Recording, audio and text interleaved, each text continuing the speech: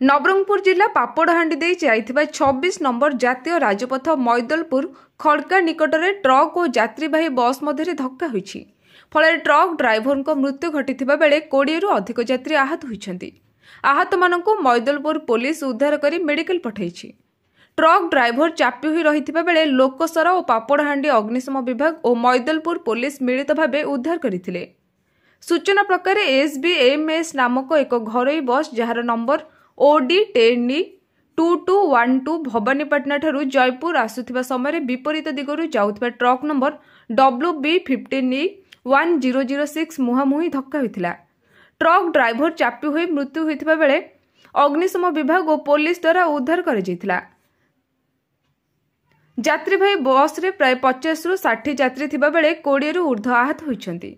आहत मानकु पुलिस गाड़ी और एम्बुलेंस सहायता मेडिकल ले जाइथिला।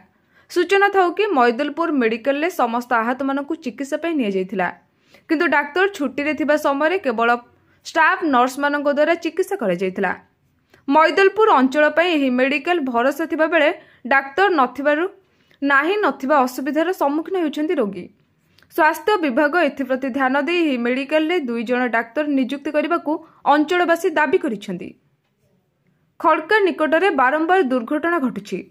प्रशासन ध्यान दे एही स्थान रे दुर्घटना रोकिबाकू व्यवस्था करबाकू साधारण दाबी होइछि। घटनास्थल में मैदलपुर थाना अधिकारी विपिन कुमार कुलदीप, SI लोकेश कुमार, SDPO सत्यजित कांडनकेल, नवरंगपुर आंचलिक परिवहन अधिकारी हाबिलदार सुशील कुमार देव और अन्य पुलिस कर्मचारी उपस्थित थिले।